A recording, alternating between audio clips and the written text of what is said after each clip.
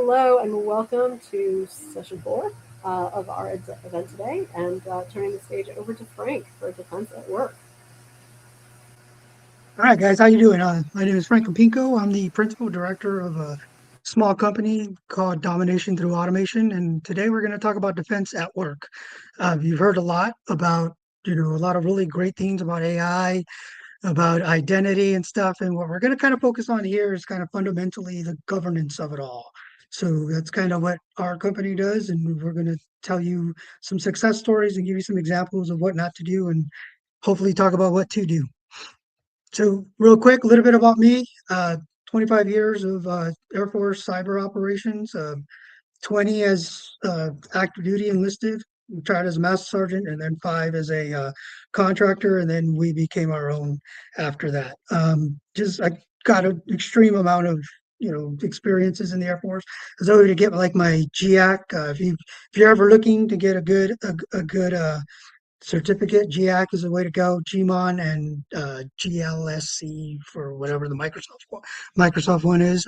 Our team at DTA, we really what we wanted to do was make all of our lives easier. So we said, okay, let's sit down and come up with something that can help all of us. It's kind of based. We don't really consider ourselves a cybersecurity company. We consider ourselves a cyber governance company, and you'll kind of see those kind of methodologies. But at the end of the day, really, what we want to do is empower you to be your best.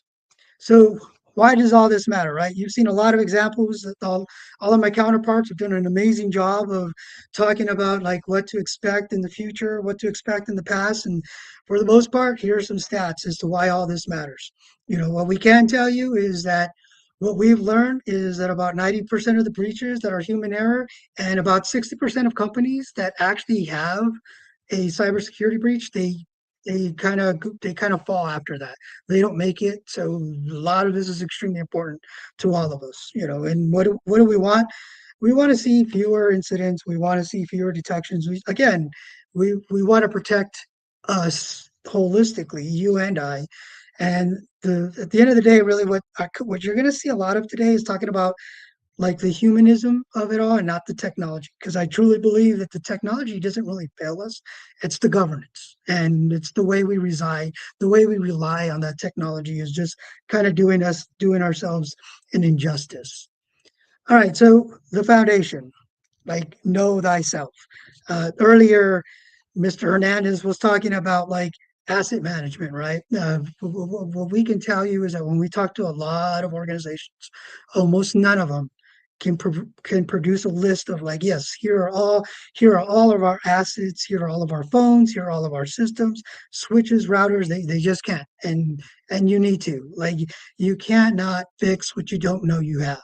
So please, if anything, take that out of this. From our approach, the way we kind of do it is we kind of want to bring everything together. There's a lot of really, really great tools out there, and they're doing a lot of really good things for us. And what we do is we kind of have this mindset of, cool, let's bring it all together so that you're not having to look at, 18 different screens all the time. What that does for us is that it kind of makes it easier from an operator standpoint to make sense of all the data and from an analytics standpoint. And then it brings down the integrity gaps, right? Like it lets you know what you need to focus on. And you kind of see kind of that mentality in action with kind of the tools that we've created. And really the goal with showing you the tools is create your own, like I take a hell of a lot of pride in ours, but it doesn't mean we're not doing anything that you can't do. We just did it. And for you and your organizations, we're not telling you that this is the only way to do them. We just want to show you that it can be done. So, you know, once you kind of know what you have, you need a blueprint and you need to know what you're working off. What that means is you need to know your frameworks, whether it's NIST, CIS, in the military, STIGs is a really big thing. If you don't know what STIGs are, that stands for Security Technical Implementation Guide. And it's, 700 checks that we do on a Windows 11 system to make sure that it's hardened correctly and so that it meets our standard. But whatever you use, pick one and kind of go with it. and then make that your foundation so that you can refer back to it and keep referring back to it. So as you build your policy, you know where you're working off of. Policy is where it all kind of like it starts to come together, right? Strategy meets action. Your frameworks tell you what to do. Policy defines how your organization does it. Now, this is big because, again, when we sit down and talk to a lot of organizations, they cannot answer these questions. When we ask them, how are you doing this? They kind of just look at us and say, it's being done. They don't really know. So, what that does is that kind of like lowers confidence, right? When an operator can't really tell his leadership at the tactical level how to get things done, like what do you think that does to your C suites, right? Or to your commanders? If they don't have confidence in what you're telling them, then they don't have confidence in your program. And not having confidence in your program is almost always a direct result of not having really, really good policy. And this all kind of matters because, like I just said, like having confidence produces accountability and consistency. One of the things that you're going to see me talk about a lot is accountability. I truly, truly believe that human accountability is like vital to making all of this successful. You heard John talk a lot about how if you make them sign this and there's actual repudiation and they're held accountable to what they're signing, it's amazing how people start to read things. And again, those are the concepts that you want. For your policy, you want it to be effective at the lowest level possible. You want the guy answering the help desk, to be able to answer a question and say, no, I cannot do that because I have policy and this policy states it right here that I will not do that. And this policy is signed by my leadership and I'm covered. That should kind of be the mindset. If your leadership is constantly involved in your cyber operations, then you're probably lacking the correct effectiveness within your cyber policy. So kind of have that kind of mindset. So baseline profiles. Anybody who's ever read NIST, CIS, or any like security kind of book or anything, they talk about baselines and how baselines are so important, right? And they're almost everything. But again, almost every organization that we go to does not have baselines. They cannot look at us and say, yes, this configuration has been vetted and this configuration has been approved by these people. And that causes a hell of a lot of chaos because if you don't know what your system's supposed to look like, how are you going to know how it's changed when the time comes? And you need to quickly be able to identify that this system was compromised, and your leadership looks at you and says, well, what did they do? And right now, what the statistics are telling us is that it's taking almost 9 months to find that information out. And a lot of that is because we don't have the data when we need it. We're not looking at, the baseline the way that we should be looking at. We're not comparing what a system's configured like now to what a system was configured like when the baseline was approved. And this is causing a whole lot of problems. So for us, what we did is we kind of sat back and said, okay, how can we help? And what we do is we want to help kind of display kind of this kind of mentality of like, how can we share what we've learned in the DoD and kind of bring it to everybody, right? To the masses. Because ultimately, if every system was secured at a DoD or military grade, all of our systems would be much more secure. And you'll kind of see an example of that.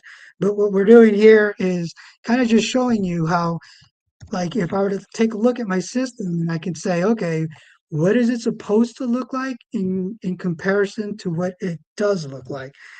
I could go and easily say, okay, for this one system and for this one check, it's like, hey, here are the accounts that are only supposed to be in the administrator group. That's a big check, right? I think everybody would acknowledge from a securities perspective. Only certain systems should be in the administrators group. So if I could go in and quickly identify, what, why did this change? Who added this person? And know that, oh, this is what the system's supposed to look like. For us, those are the mindsets that we want to share with you guys. That's the mindset that you guys should have in doing your business. You should know, like, when somebody comes to you, you should be able to say what changed, when did it change, and like who do we need to get a hold of to make those happen. In the military, we call it the kill chain, right? We call it the kill chain, and then kill chain is kind of the same for a human as it is for a vulnerability. You identify it, you assess it, you decide what action you're going to take, go and take that action, and then you verify that that action was successful or not successful. So for us, we see this as like helping you guys with your cyber chain, right? Here you can identify what changed, all that good stuff, and then just kind of move forward and help you make the decisions that you need to make. Because we're not saying that it's the lowest level person that should be making the decision, but what we are saying is that it's the lowest level person that should be able to confidently look at the tactical and strategic leadership levels and say, yes, this is what I know, and this is what I can go take care of. And we have every bit of confidence there are amazing operators out there that once given a target, they will go and destroy that target, whether in the DoD or outside of the DoD. So that's kind of the mindset we're bringing. We also kind of want to kind of take a step back. Like John's always talking about taking a step back, right? And kind of like seeing and realizing the battlefield. So what we did is we sat down and we started talking to leadership. And I want everybody to do this. Everybody should be doing this. You guys need to understand that there are three levels of leadership. There's operational, there's tactical, and then there's strategic. As cyber operators, one of the biggest lessons that I learned was how to communicate to my leadership at those levels. From an operator perspective, the binary of it all, I can sit down with my people and we do great things, right? But from a tactical level, my tactical leadership, they're nowhere near as as technical as we are. So they just kind of want to know this, like, okay, what do we look like? What's my history? Be able to tell those stories, be able to look at them and say, hey, green is in the military. I can't speak for outside of the military, but in the military, all they care about is colors. Green, yellow, red, green, yellow, red. So if you can look at them and say, hey, here's what we've looked like, in the past months, for a certain amount of time, they're only going to look at these colors and be like, okay, green, okay, we were yellow, but we're green again. Start to think in terms of those. As you gain experience, you're gonna learn that you have to speak to specific people in a specific manner and embrace that. Yeah, for yourself, don't, you might get mad and you might get frustrated because you're talking to leadership and they don't understand exactly what you're saying, but try to empathize with them because they're in meetings where there are decisions being made that you won't understand.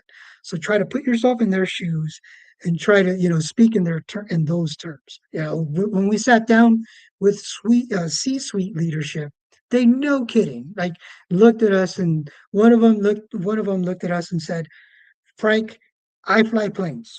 That's all I do. That's all I care about is flying planes. So if you could tell me where we are from a cyber status, because he's ultimately responsible for it, and if you could tell me in colors, I would appreciate that. So when we kind of showed him this kind of mindset, he was like, yes, this is exactly what I've been looking for. So for you and your organizations, try to think like that. Think in their terms. What do they want to see? Trust me, guys, it's going to help you in how money is spent, because what they told us is they sat down and said, I don't spend money on cyber because I do not understand it. So if you could go to them and say, okay, we have this system here, and this system, looks terrible from a vulnerability perspective. And they're like, why does it look so bad? And you're like, it's because it's a Windows 10 system and Windows isn't making updates for it anymore. That is where like they start to sense like, oh, okay, wait a minute. In order to get rid of this red, I have to spend money because it's an old operating system. At that point they start to visualize it, right? They start to understand it. So always kind of have that in the back of your mind of how can I help my leadership help me. Sounds funny, but if you kind of have that mindset and you're kind of like, at the end of the day, what's your goal? Your goal is to get rid of this system and get it to Windows 11. And, it might sound like a lot. I don't even know if it's free anymore. I don't think so. Even if they have to buy a whole brand new system, if you can justify the cost, they're going to be a hell of a lot more willing to spend that money. So start to think in terms like that, because that's really what we all kind of need to do better. Another thing that we kind of like to focus on is there's a lot of eggs, like Mr. Hernandez says, there's a lot of eggs being put in one basket, you know, and we tell people don't do that. Like John always says, like security costs. Security is a business decision. And if you can justify those business decisions, I'm not promising you that they'll make them, but I will promise you that they'll be more inclined to. So for when you're scanning, we always recommend having a third party scanner. So as great as Microsoft Defender is, I'm a Tenable fan, Rapid7. There's a lot of other scanners out there. If you're starting to use AI scanners, I'm not saying don't use them. But what I am saying is create a bridge to make sure that its integrity and its credibility is intact. What I can tell you is that Tenable's been doing this for like ever, so it's kind of like it's in your benefit to kind of use the two for a little so that you can make sure that they're both getting what you need to get. And stop thinking in these silos. Like if you can have if you need to have one tool that just does vulnerability scanning, cool. And if you have another another scanner that does hardening scanning, and you start to justify that and you start to display them in a manner that really, really helps your leadership understand, trust me, guys, they'll be more willing to make decisions that are in your favor. So early detection, like the detection of it all is kind of a big thing, right? Again, like you guys, like I told you guys earlier, what we're noticing, and this is across the board, is that it takes about 9 months from detecting to kind of like understanding what happened. And that should be unacceptable to all of us. What you want to do is you want to start to incorporate and bring together tools. This to me is an amazing example of where AI could really, really help. Because when you look at like my system has 730 security checks that it's done. If I'm ever told, hey, your system's been compromised and changes have been made to your system, as a human being, it would take me kind of a long time, not as long, because you saw how like our tool works where it can tell you exactly what happened. But introducing AI would be an amazing concept because that's where it can tell you, hey, this is what changed. This is like who was added, and this is the steps that I think you should take, right? And it can do that for you like in seconds. And it can also help you focus on those high value targets. So don't be afraid to introduce AI into your cyber governance. But what I can tell you is that, at least for me, I will not speak for everybody. I really don't think AI should be a really, really big part of your cyber governance plan because you should be incorporating how you're going to govern AI into your cyber governance plan. So I don't think you should be using the same tool to govern and the same tool to implement. Those that to me just doesn't make a lot of sense. So I would tell you guys kind of keep those two teams separate, but don't be afraid to leverage each one to complement each other. And when you start to kind of do these things, what I can tell you is that you're a hell of a lot more like in the military we use two terms, effective and efficient. And it was I take so much pride in how effective and efficient some of our teams were because we kind of started using this mindset. And effectiveness wasn't just that we would take care of all these vulnerabilities. Effectiveness is that we were telling our story. And that's what I would tell you guys, make that a key part of how you brief. Tell your story. Your people are doing amazing things. So that you should be able to kind of showcase that. But what tends to happen is, that all the bad things just kind of float to the top. And don't let them. Don't let them. Make sure that, all the good things that you and your team are doing are part of that. How you're transforming, how long it takes to identify what's going on with a system, or how long it took to take care of a system, or how long it takes to make sure that you know Sherry and her team that are doing all this work quarterly, it should be part and it should be in your governance system. So, it shouldn't be an email that, yeah, we did this. No, it should be part of your program that says that, hey, on this day at this time, we did these things. That way, when an audit comes, you're not just showing your security plan, you're actually showing the implementation, the monitoring, and the execution of your security plan, and kind of have those kind of mindsets as you move forward. Uh, John earlier talked about the blast radius, right? Network segmentation. I don't know how many times you said it, John, but you said it quite a few times, and I totally agree with you. Everything should be kind of in its own bucket. And if you kind of do the right asset management and you know your network, it makes it a lot easier to start putting, your machines, your system, your AI agents into the right buckets. So that is a big part of the blast radius, is knowing your networks. As you move forward with identity based, stuff, like when you think about what Sherry was talking about, identity management is not supposed to be easy. And it's supposed to be what it is, which is secure. And security doesn't come without some sort of heartache. So kind of think about those things, because if you do your identity correctly, then once you start to look at your blast radius, you notice that it gets smaller and smaller, because you're just like, oh, I just need to worry about this one system, this one person. This one person has rights to do these things on these systems and is in these security groups. And doing all that correctly just makes your blast radius, and not just your your long-term blast radius, but your short-term blast radius, a hell of a lot more responsive. And you should constantly be looking at your playbooks. Playbooks are a big thing that people do not do, or they're just a piece of paper that reside in your plan. Like John earlier talked about, a CEO calling the help desk and saying, "Hey, dude, I need you to, wire me $25 million." That should be in a playbook. Like, what happens when this scenario comes up? And it should be very easy for that person to kind of look through and kind of follow the playbook and say, hey, he hasn't said this keyword. So I know I'm not supposed to wire the 20, but more importantly, I'm not going to wire the $25 million. I'm going to take these actions. And here's who I'm going to call, and here's when I'm going to call, and here's how I'm going to annotate that.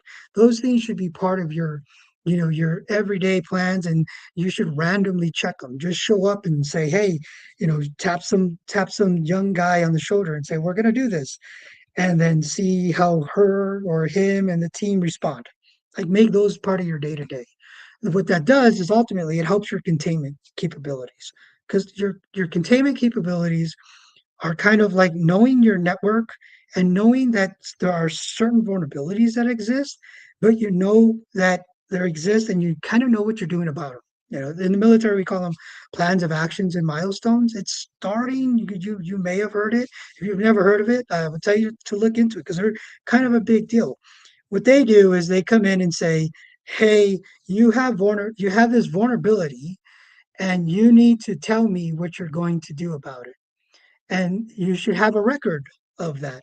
And those records should be like, in a sense, the ability to tell your story of what you're going to do for a certain vulnerability, like when they can expect these plans of actions to take place, all your milestones. So you should never ever just install a patch. There should be configuration management, and there should be some sort of verification that takes place, and you should be able to showcase, like, hey, yeah, This is the plan of action. We're not just going to pull a trigger, like John says. We're going to take a step back. We're going to come up with a game plan, and then we're going to execute.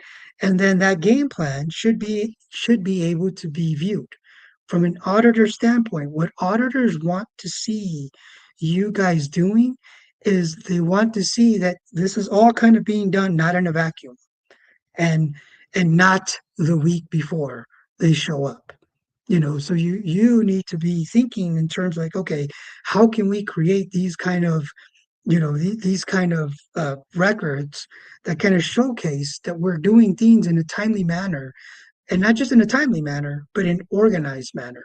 So always kind of have that in your mind, so always kind of be able to showcase those things as well. Because, like I said, everybody's doing amazingly great work. So the other thing too is policy. Like you've heard it said a lot. Like, but without effective policy, you just got wishful thinking. And every time you have policy, if there are things that need to be done, your policy needs to be measurable, enforceable, and continuously validated. What that means is when Sherry sits down every quarter to meet with the right people to make sure that identity management is going well, policy should state that, hey, once a quarter you're going to do that, and that she's running the show, right? Like these are the metrics that are required. This is the format that it's required to be in, and then put that in your policy. So again, for us, it's about being able to show that you aren't just doing things, but that you have a record, a history of doing these things in the correct way. 'Cause I have every bit of confidence that Sherry's doing it, and I want Sherry to get the credit for doing it continuously, not just once. And that's the other thing, right? For us, compliance is continuous. It's not this point in time oh, the auditor's going to be here next month. Let's get everything done. And then they leave, and certain systems get turned back on because they look terrible. So we've all been there where they just turn them off, and then they get turned back on. And that's not where we're supposed to be. We're supposed to be able to continuously prove that we're doing the things that our policy and that our leadership believe that we're doing. And to help with that, one of the things that we've done is we're kind of coming up with this new kind of mindset where we take cybersecurity, because what we noticed is when we sat down, there was a lot of confusion, in regards to scoring standards. And if there's confusion in scoring standards and you go to your leadership and they're like, where are we at? And you look at, and, people are looking at them and saying, well, we're good, and they literally answer like that. Then what happens is leadership looks at them and says, well, show me. And then, when you look at CMMC is like 110 checks for level 2. And they're looking at it like, what's our score? Like, where are we at? It just became too much. So what we did is we kind of took the fundamentals of the GOD, and then we said, okay, we're gonna grade everybody on 4 categories. One is vulnerability management. That's if you're patching your systems. 2, configuration management. That's how you're hardening your systems. 3, asset management. That's you knowing your network and all your assets. And then 4, your policy management. And that's how, if you've created not just created your policy, but how you're executing your policy. And then we kind of bring all that together.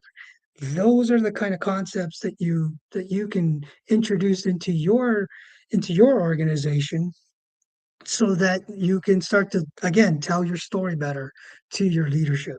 What that does is it also introduces accountability, right? Because one of the things that we do is we come out and say, okay, this level of person has to sign. Like every year, your cyber policy should be updated and confirmed by your CEO, and the policies that state that. And when the time comes, they'll get an email saying, hey, you need to do this. And that to us is the governance, right? Now, to help with that, what we did is we took the kill chain and we said, okay, the bad thing about the kill chain is that it starts and ends. Now, for the most part, if you go and take care of a target, it normally doesn't come back. But cyber is different. You could have one system that's completely patched one week, and then the next week it looks like crap. And you, as a cyber operator or a cybersecurity operator, need to acknowledge that. You need to acknowledge that you're going to constantly be looking at your systems over and over again, knowing that one day your system might not be what you thought it was. So what we did is we sat down and said, okay, so what are the steps, right? And first step is assess. You need to be able to look at and make sure that you're scanning your systems. Next step is to analyze. You need to be able to take that, those assessments and say, okay, what does this system look like? You need to be able to do that quickly. And then you need to identify your targets, right? Like I said, this is where AI really, really starts to help out because it can take, those hundreds of thousands of checks and tell you this is the vulnerability you need to take care of. And then you act. You go and you either put a poem in to say, hey, I can't update this system because if I do, it's going to break, the application.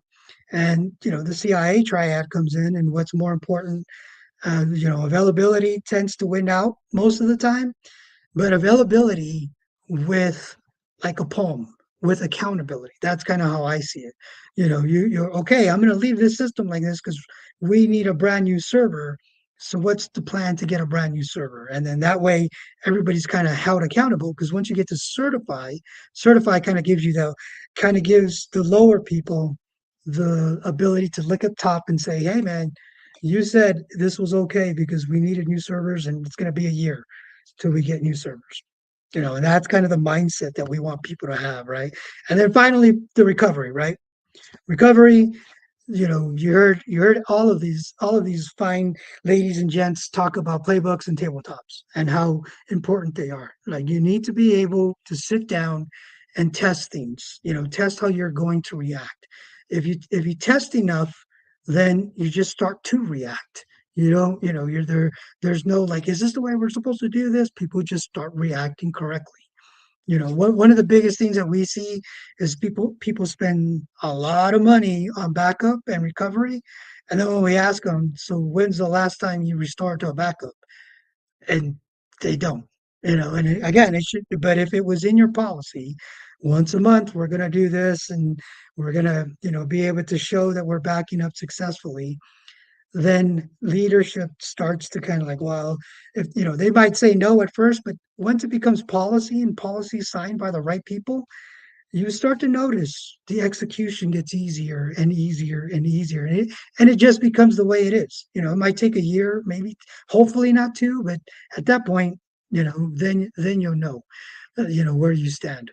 So those are kind of like the concepts, guys, when we talk about defense in work for us in the military, that's kind of how we do business. Like we just don't arbitrarily act. And what we've noticed is that if people are just kind of start to take this mindset, and it's what they want, right? It's what NIST tells us what we should be doing. It's what CIS tells us that we should be doing. We just want to help people kind of bridge the gap to get there. And that's everything for me. And now I would love feedback from any questions. Again, I am not going to sit here, guys, and tell you that it's 100% proof. Like there's no fault in it. I would like to think that, but I know better than that. So I'd love the feedback and questions. Hey, Frank. I love and I get the poems. I think they're so important because you have to be able to, okay, if you say, we're going to update the system, we're going to, you know, uh, take the system offline. We need a detailed plan. We need to be able to, and it's got to be realistic too, because I've written poems and reviewed poems.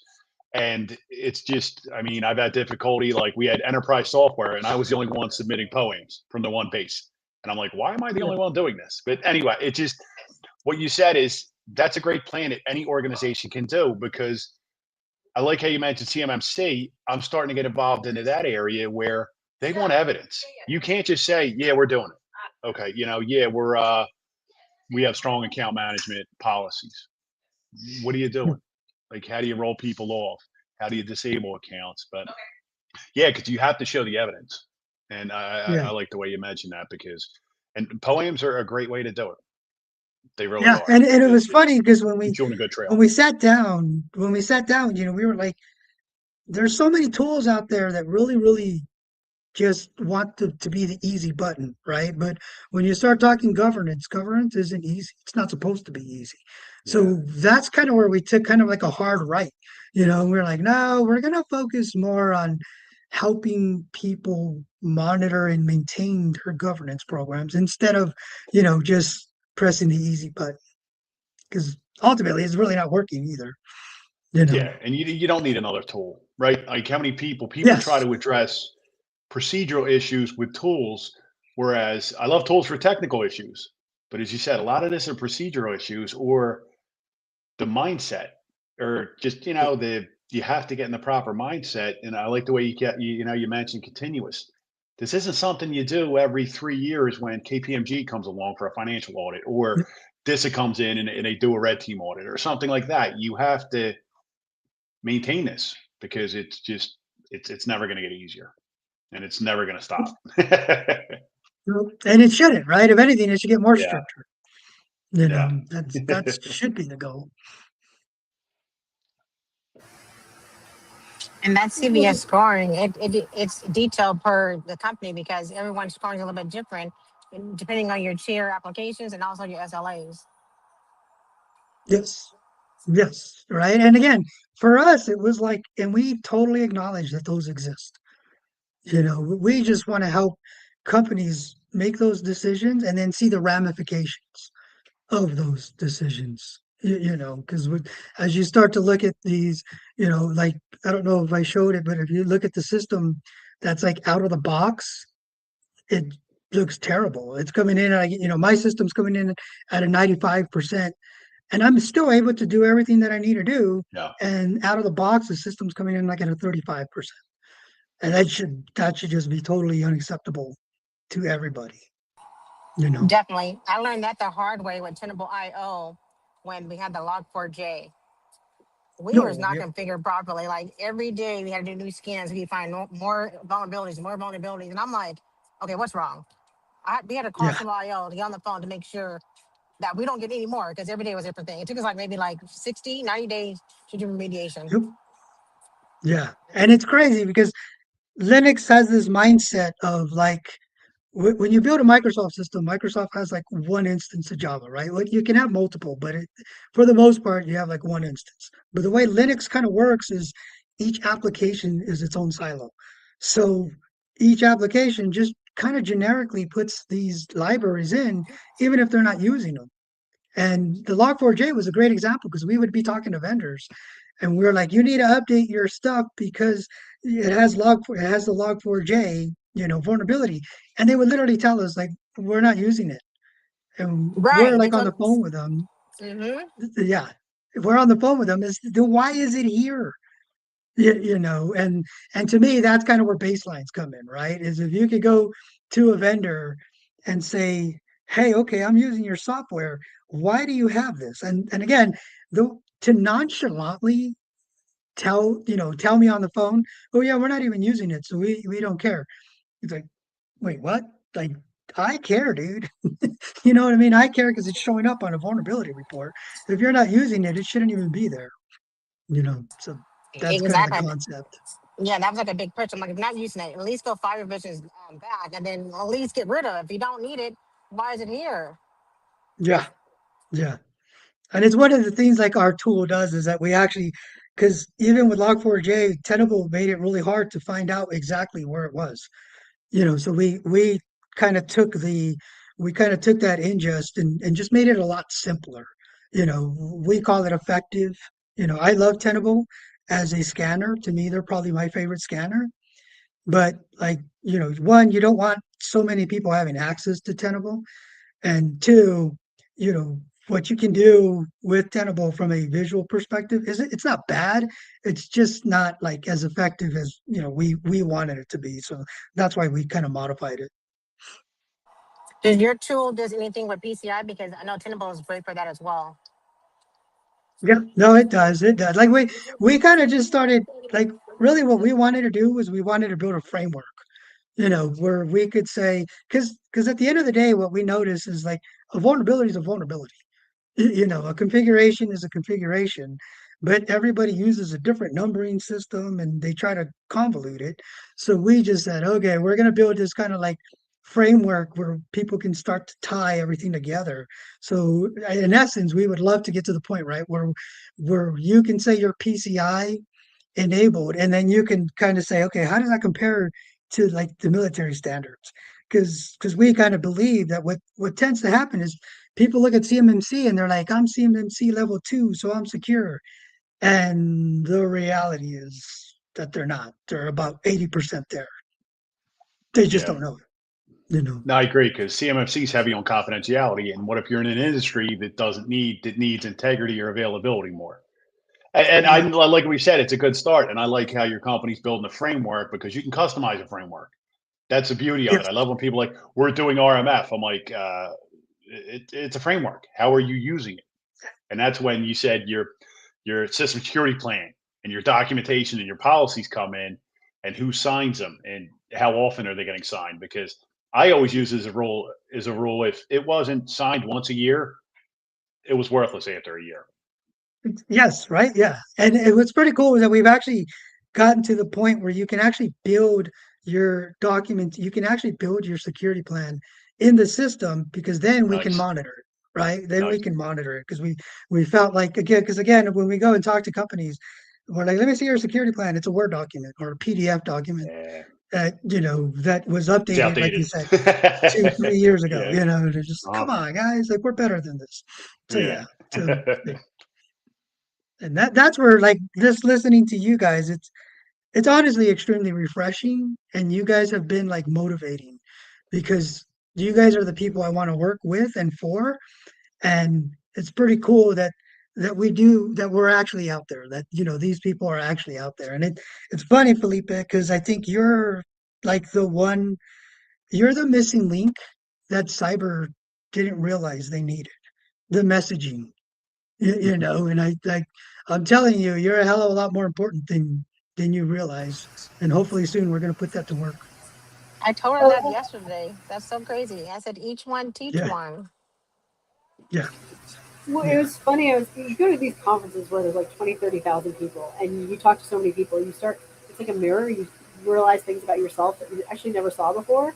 And one of the things I learned last summer when I was at a Esri, which is another part of my life, the mapping part, and actually where mapping and cybersecurity come together, and John is, government, and Craig as well, is in GeoX. And so that's sort of, and I'm very interested in how AI is being applied in that space. But I realized I am the only person to ever have an internship with a Hollywood talent agency and the U.S. Geological Survey.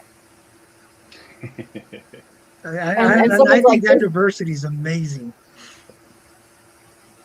well, Yeah, and it's that's just super interesting dope. because you learn different things. Like when I was new to science, but I was welcomed by the science community, and a year after into my internship, I'm presenting to scientists at the at the federal agency level, and then I've been invited to bring that work forward to two different hands-on labs that I'll be doing in April and May, basically on forest fire recovery and how we use GeoAI and deep learning. So I am in all these really different spaces, which brings us to the next session. I can continue this conversation because a little change up from how we did things last year. I get to take the stage and I get to kind of wrap out the speaking slot, and I'm gonna super excited to sort of take this event home and also get all of your feedback as well to really kind of bring it to a closure, because our next session is really focused on, okay, great, we've learned all the problems, we've learned on all the things we're not doing.